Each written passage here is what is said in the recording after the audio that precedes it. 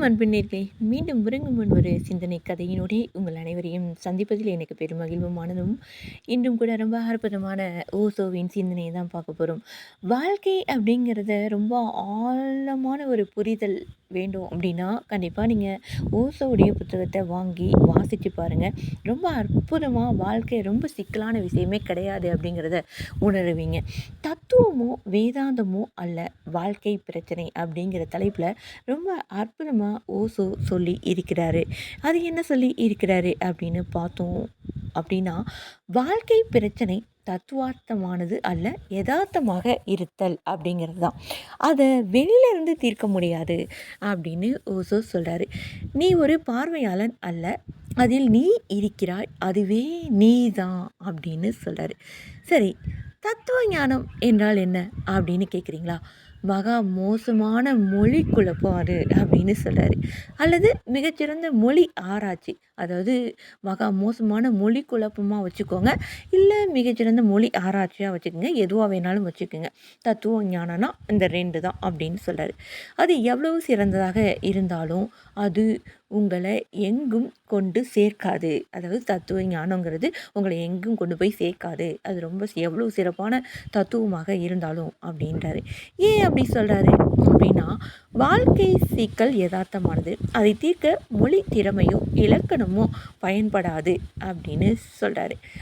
அது எப்படின்னு பார்க்கலாம் பாருங்க. ஒரு இருண்ட இரவில் ஒரு பக்கிரி பால் கிணற்றின் ஓரமாக போய்கிட்டு இருக்கும்போது அபய குரல் கேட்டு எட்டி பார்த்தார். என்ன ஆச்சு அப்படின்னு கிணற்றுக்குள்ளே பார்த்து கேட்டார். அப்போ அங்கேருந்து ஒரு குரல் வந்தது. ஐயா, நான் ஒரு இலக்கண புலவன், துரதிர்ஷ்டவசமாக இப்படி கேணிக்குள்ளே விழுந்துட்டேன், வலியும் தெரியல எப்படி ஏறுறதுன்னு, அதனால தான் இப்போது நகர முடியாமல் அப்படியே இருக்கேன் அப்படின்னு உள்ளார இருந்தவர் சொல்கிறாரு. உடனே மேலே இருக்கிறவர், இருப்பா, ஒரு ஏணியும் கயிறும் கொண்டாரேன் அப்படின்னு அந்த பக்கிரி சொல்கிறாரு கிணத்துக்குள்ளே இருந்தவர்கிட்ட. அதுக்கு கிணற்றுக்குள்ளே இருந்தவர் என்ன சொல்கிறாரு, ஒரு நிமிடம், உங்கள் பேச்சு இலக்கண பிழையாக இருக்குது, அதை நான் திருத்தி விடுகிறேன் அப்படின்னு சொன்னார் உள்ளே விழுந்தவர். இவர் என்ன பண்ணியிருப்பார், பக்கிரி என்ன பண்ணார், ஏணியையும் கவுத்தையும் விட அது முக்கியம்னா நான் நல்லா பேச கற்றுக்கிற வரைக்கும் நீ அங்கேயே கெட அப்படின்னு சொல்லி நகர்ந்து போயிட்டாரு பக்கிரி. இந்த அற்புதமான ஒரு கதையை ஓசோ சொல்கிறாரு.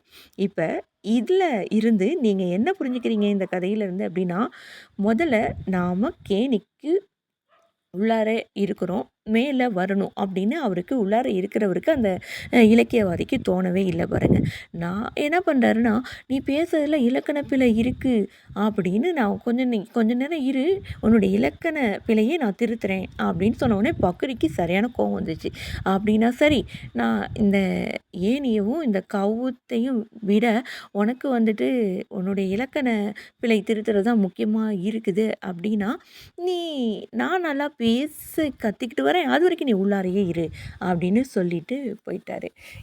எவ்வளோ அற்புதமான, அதாவது நாம் தப்பி பிழைத்தல் அப்படி, அதாவது பிழைத்தல் அப்படிங்கிறது முக்கியமா, இல்லை அங்கே அவர் வந்துட்டு இலக்கணத்தோட பேசுகிறாரா இல்லை இலக்கணம் இல்லாமல் பேசுகிறாரா அப்படிங்கிறது முக்கியமா, எது முக்கியம் எது அவசியம் அப்படிங்கிறது ரொம்ப ரொம்ப முக்கியமான ஒரு விஷயம் இல்லையா?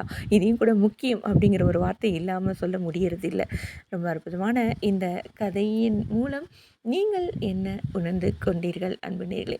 வாழ்க்கையில் பிரச்சனைகள் வந்துக்கிட்டே தான் இருக்கும். அந்த பிரச்சனையை நம்ம எப்படி அணுகிறோம் அப்படிங்கிறதுல தான் வாழ்க்கை ரொம்ப அற்புதமாக இருக்கும் அல்லவா?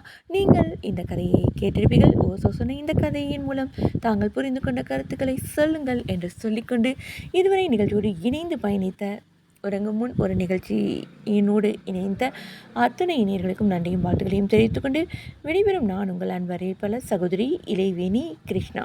மீண்டும் இதே போல ஒரு அற்புதமான சிந்தனையோடு சந்திக்கலாம். நன்றி நேயர்களே.